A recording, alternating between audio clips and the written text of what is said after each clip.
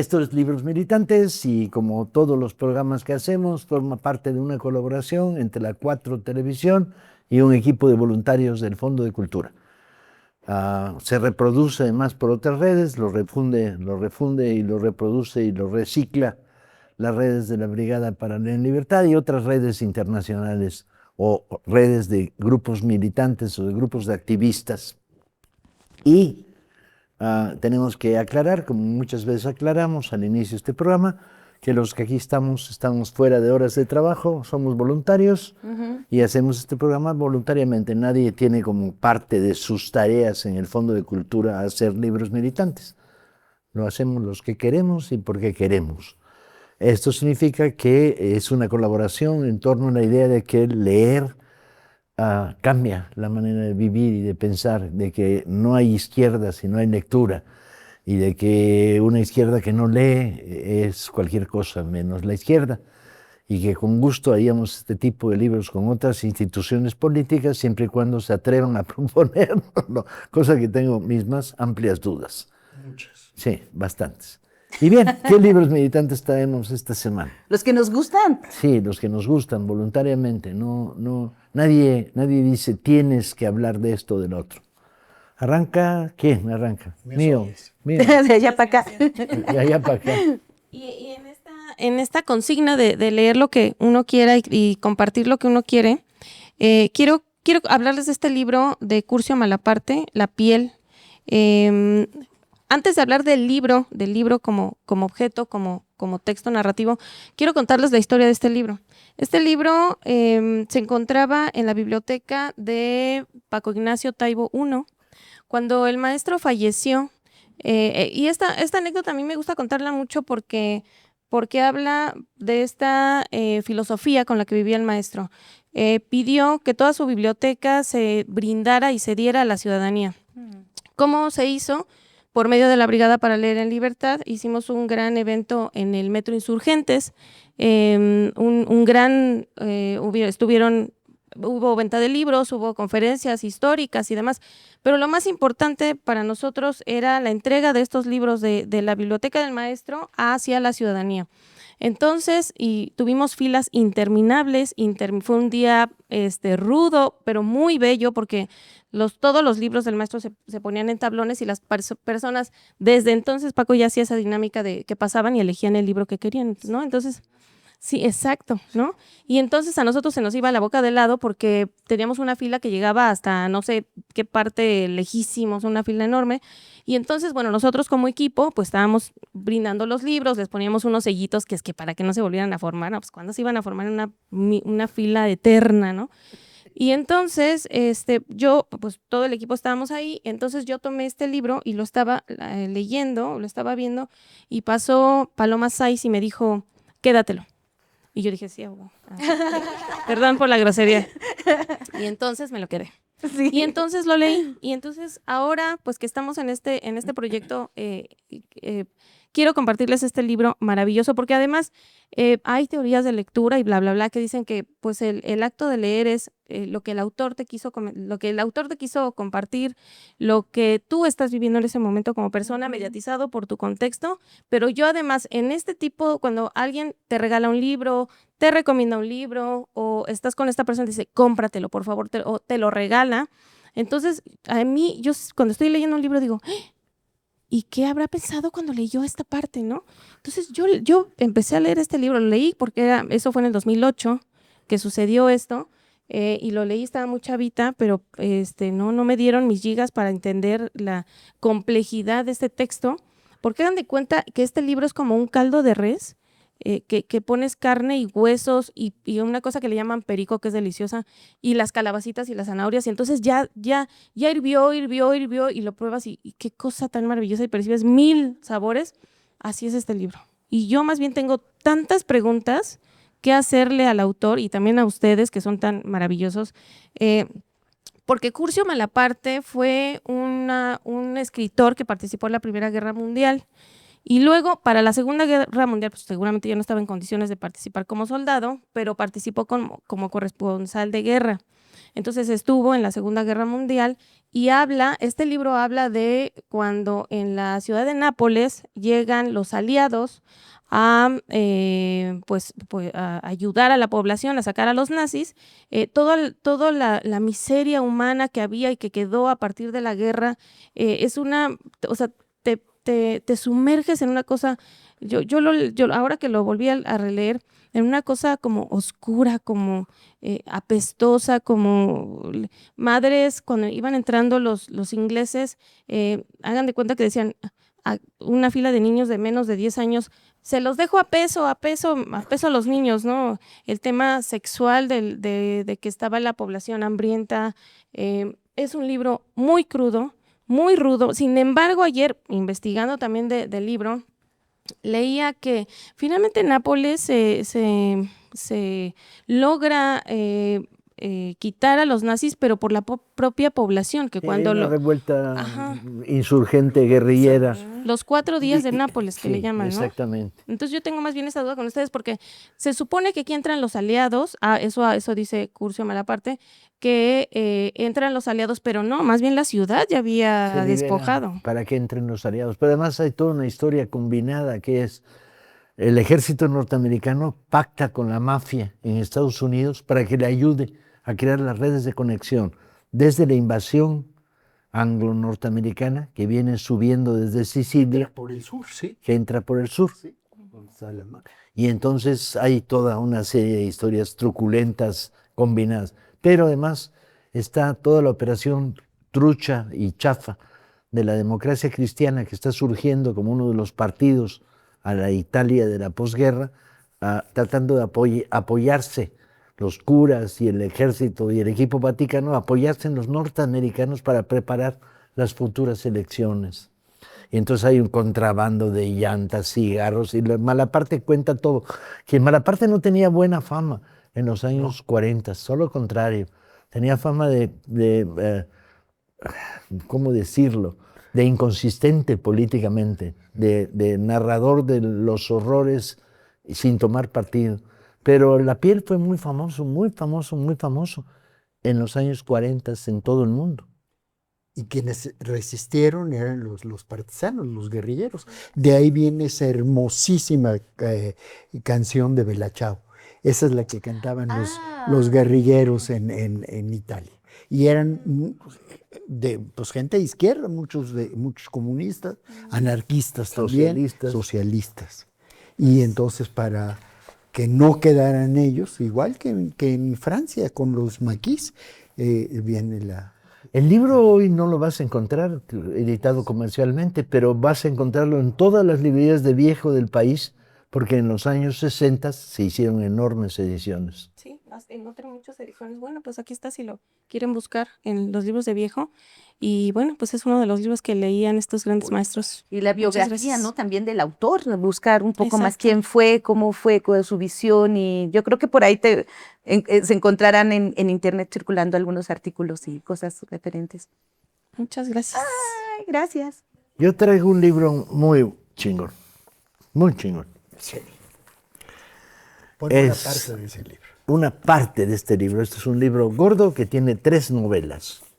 Fue editado por la Biblioteca Ayacucho, que era una editorial venezolana muy importante que estaba asociada durante mucho tiempo con todo el consorcio editorial venezolano, que fue fuerte, y que luego durante el chavismo se volvió parte de la estructura del libro en Venezuela. El personaje, Lisandro Otero, fue un escritor cubano que pasó, por cierto, mucho tiempo en México y que se hizo muy famoso porque durante la invasión de María de Cochinos, la entrada del ejército que promueve la CIA en Cuba en los principios de los 60, él le toca la extraña idea como periodista de entrevistar a los que vinieron en la invasión, los llamados gusanos que habían llegado en la invasión, y a los agentes de la CIA, y a entrevistar a los milicianos, la invasión de Bahía de Cochinos la paran, un primer golpe lo paran las milicias, o sea, pueblo militarmente organizado, y en el segundo ya el ejército rebelde entra y los acaba de derrotar. Pero él hace este libro en varios tomos que lo vuelven extraordinariamente popular en Cuba. Luego trabaja en Casa de las Américas como funcionario cultural. Luego es embajador o yo nunca lo tengo muy claro, aunque en esa época lo conocí, o el agregado cultural de Cuba en México, y empieza a hacerse famoso, mientras que en Cuba se producen novelas que son muy interesantes. Si logran empatarse con esta en particular, General Caballo, que es una novela que tiene que ver con la Revolución Cubana, Pasión de Urbino y Temporada de Ángeles. Temporada de Ángeles es la novela que yo durante mucho tiempo estuve buscando, finalmente la encontré y cuando la encontré no la solté. De hecho, estamos intentando que el Fondo de Cultura la publique ahora. Lisandro murió hace 8 o 10 años, yo creo que estando en México probablemente. Y Temporada de Ángeles es muy interesante por una razón, que es, hablamos de la revolución.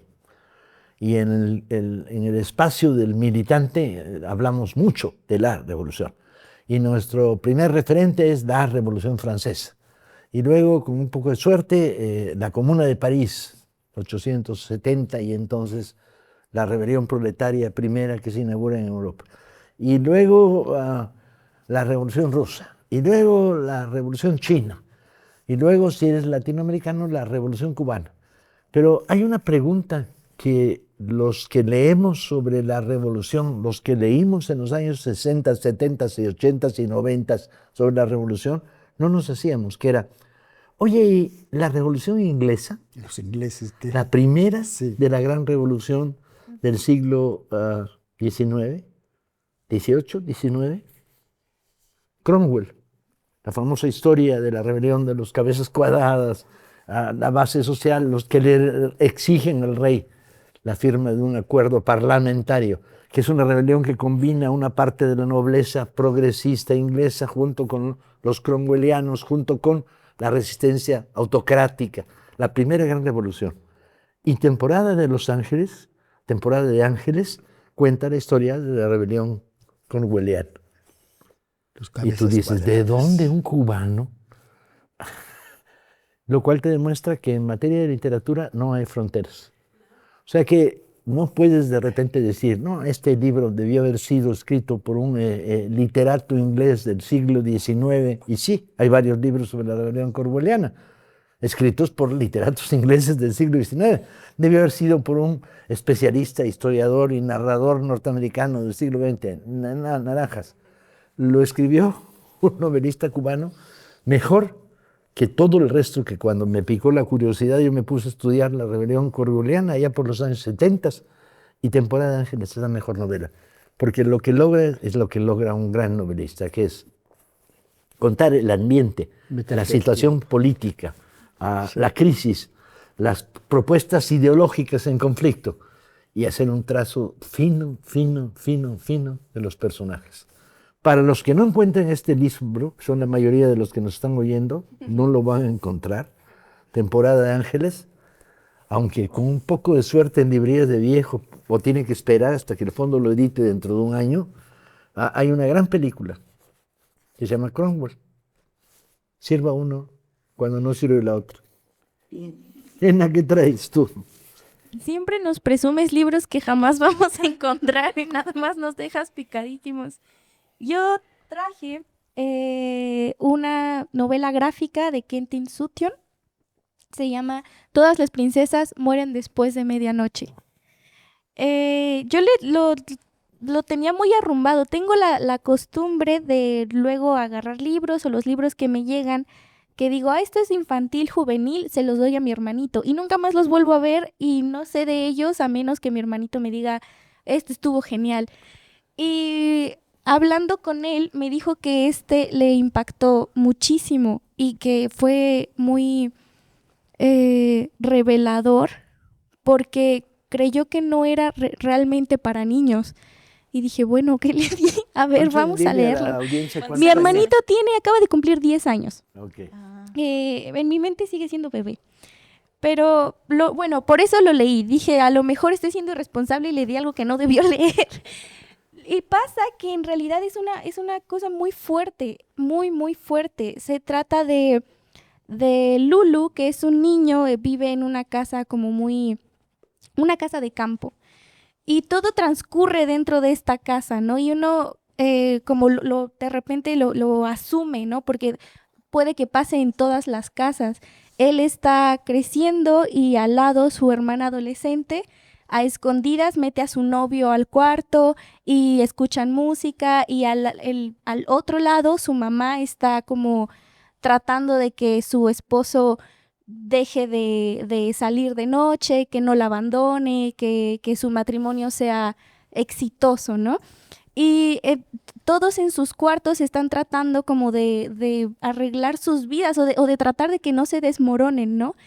Y a Lulu le gusta jugar con muñecas y con princesas, y le gusta inventar historias donde él es una princesa y es rescatada, o ella como princesa mata al dragón, o ella se enamora del príncipe. Y tiene un vecino además que es Yoyo, al que Lulu le gusta pensar que Yoyo es el príncipe.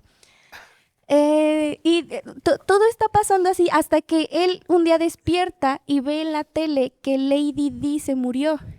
Y para él es muy impactante, porque no había pensado antes que las princesas pueden morir y que las princesas son de carne y hueso, y además que pueden estar envueltas en estas polémicas, ¿no? Se sienten y se Claro, y enamoran. esto es un parteaguas en la historia, porque él se da cuenta que en las historias que a él le gusta inventar con su amigo Yoyo, él no es como bien recibido con su amigo, y a su amigo Yoyo le gusta más bien jugar con pistolas, y está un poco más grande y en la secundaria, y le dice, no, yo te voy a enseñar, y te voy a enseñar de chicas, y te voy a enseñar de cómo debe ser un hombre.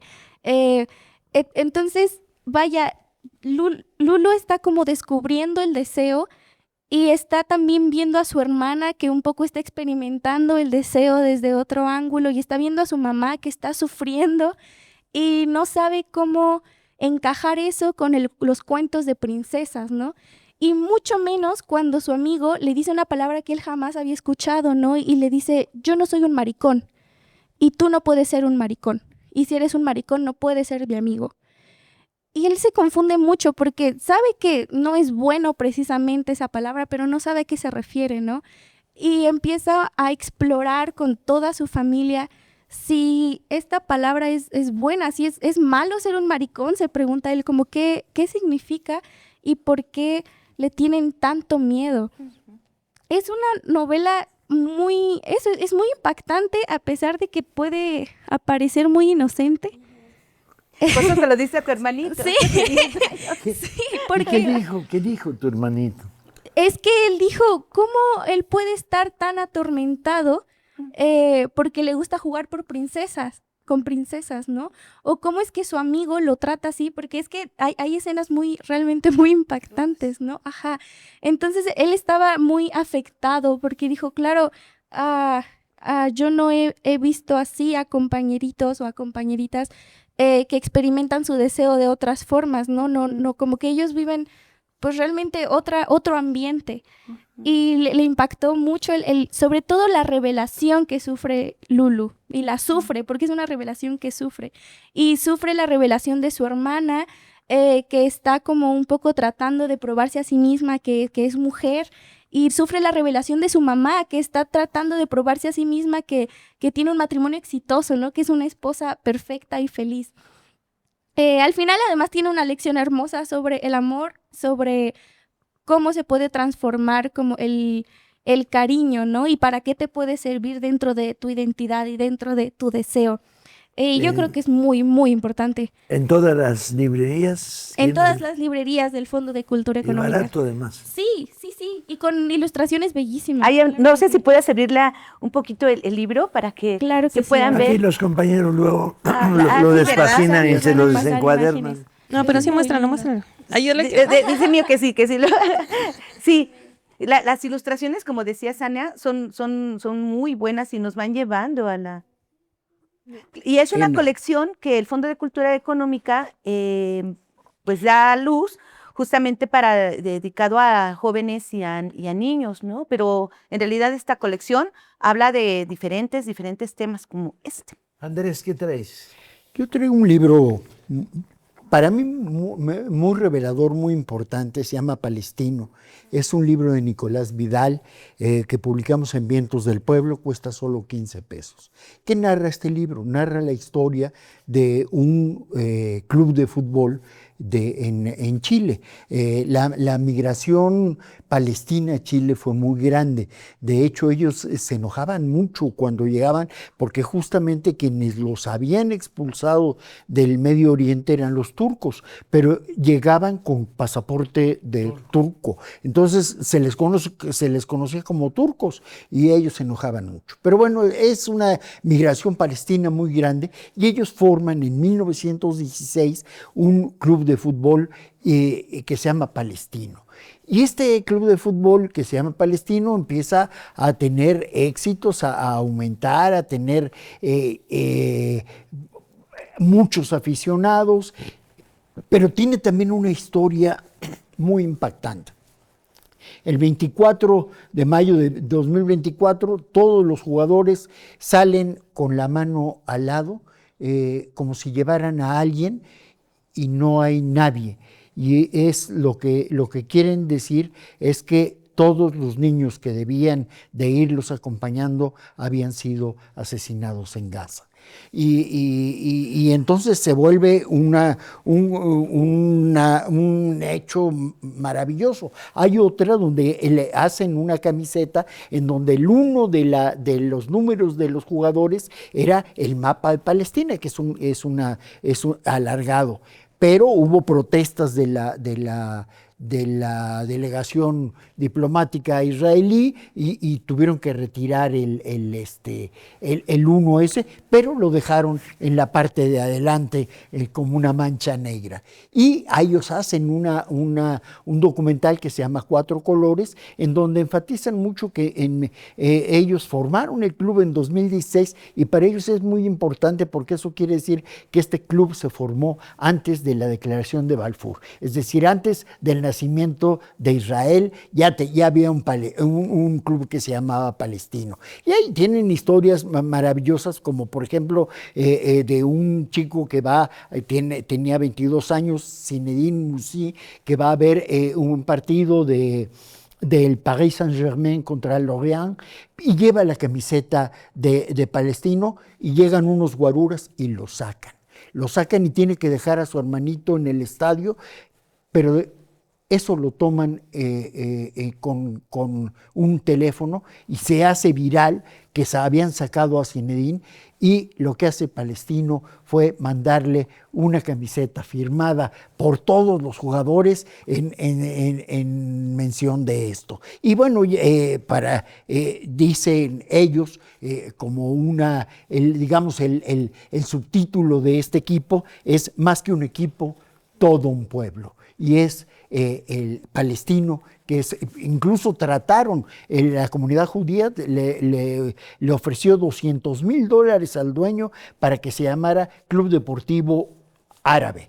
Y ellos no aceptaron. No. Y los multan todo el tiempo, pero los dueños del club, los patrocinadores, pagan las multas, se forman para pagar las multas, porque para ellos es más que un club. De hecho, muchas de las camisetas se venden más fuera de Chile que en Chile mismo. Y esa es la historia de Palestino que nos cuenta Nicolás Vidal. Y qué importante, ¿no? Que, por ejemplo, la FIFA, que dice que el fútbol, ¿no?, hay que dejarlo fuera de la política, y que adentro no hay nada, ¿no? Sí, no cuentan países, no hay geopolítica dentro del fútbol. Creo que es un gran ejemplo. Pues yo ya lo estoy leyendo, pero bueno, independientemente de todo eso, y hace rato también con lo que decía Mío, todos los libros tienen una historia. Este libro que yo les traigo, que es el de Rosa Montero, La ridícula idea de no volver a verte, es un libro que también una amiga me invitó a su casa porque estaba ella ya donando sus libros, ¿no? Ella se volvió... Preséntalas a las amigas Cel- que donan Celeste, libros, preséntalas. Man. Celeste, que se volvió como comunicóloga con los animales y todo eso, bueno, está en Sí. Tasco, pero Por fue eso, editora, en no. fin. Pero cae a mis manos este libro que posteriormente lo leo y me pregunto, uy, ¿de qué me había perdido, no? Con Rosa Montero. Es maravilloso. Rosa Montero es Maravilloso. una de las escritoras que capaces de escribir poesía. Ella ha desarrollado lo que es el ensayo literario, y que, por cierto, hace rato que te preguntaba, Aura la menciona mucho, porque Aura también escribe ensayo literario, y que en este texto Rosa Montero ensaya a partir del diario de Marie Curie. En este diario ella se engancha porque no solamente es la cuestión de una científica como Marie Curie, de todo este trabajo que le costó llegar a la universidad, ser aceptada, poder desarrollar sus investigaciones y haber conocido a este gran amor de su vida. Y en esto, bueno, pues es claro, por supuesto, lo privado pues se vuelve político, ¿no? Estas cosas de las que no se hablan y de las que no se sienten. Rosa habla del proceso que tienen ellos, pero a la vez también ella habla de ella y habla mucho del dolor. Rosa Montero habla del dolor, porque si en sí tenemos en la vida muchos episodios de la vida, del amor, del conflicto, también todo el tiempo nos estamos despidiendo. Y Marie Curie, en todo este compañerismo que tuvo con Pierre, ellos comienzan a contaminarse, no lo saben, de hecho traen el radio en frasquitos y muy iluminado y todo. Y en esto que están investigando, Pierre comienza ya a debilitarse y es una de las causas que no logra esquivar que un carruaje, ¿no? Que son jalados por caballos. Sí. Ajá, lo atropella y muere de una manera terrible, o sea, la cabeza queda destrozada. Marie Curie atrapa con sus trapos y sus ropas, las guarda durante mucho tiempo, porque el dolor es muy fuerte, el que ella tiene. Pero a la par, como les decía, Rosa cuenta también sobre este amor, porque ella cuando escribe este libro, 4 años antes pierde también a su compañero y fue un proceso muy doloroso. Entonces, en esta cosa de estar reconstruyendo la vida de Marie Curie y reconstruyendo su vida, va ensayando que todos tenemos una cuestión de la pérdida del dolor y que hay que trabajar con el dolor y que solamente aquel que sobrevive al dolor tiene que reconstruirse, tiene que restablecerse, es que el dolor, eso de que cuando te cures, no te curas, te tendrías que reconstruir, el dolor se recrea y te tienes que reconstruir como ser humano. Entonces, bueno, pues en esto ya tenemos aquí a Marie Curie, tenemos a una Rosa Montero que también nos revela una parte de ella y una cosa que también nos menciona, porque una de las cosas que no debemos de olvidar es que hace poco tiempo tuvimos un proceso de una pandemia en donde también tuvimos muchas pérdidas, muchas Muchas dolor. pérdidas, no la muevas. Y bueno, pues en fin, aquí está no solamente este libro de Rosa Montero, sino también otros que esta de la locura, que también habla acerca A mí de la las locura. novelas de Rosa que me gustan son las novelas de ciencia ficción, El sorprendentemente. rey, Bruna Hosky. el rey Sí. transparente es maravilloso. Las dos novelas de ciencia ficción me parecen un nivel muy bien construido, muy narrado Es que es muy buena, Rosa. y muy o sea, lo logra, críticas. sí. Y Faltando sus personajes generalmente son mujeres muy fuertes. 20 segundos. Tú, Paco, tú. Échate los 20 segundos. No, pues las Que son personas mujeres muy son fuertes. mujeres muy poderosas y además Rosa Montero siempre tiene como capas de historias, capas de historias que se entrelazan maravillosamente. Amo a Rosa Montero. Yo Fan también. de Rosa Montero.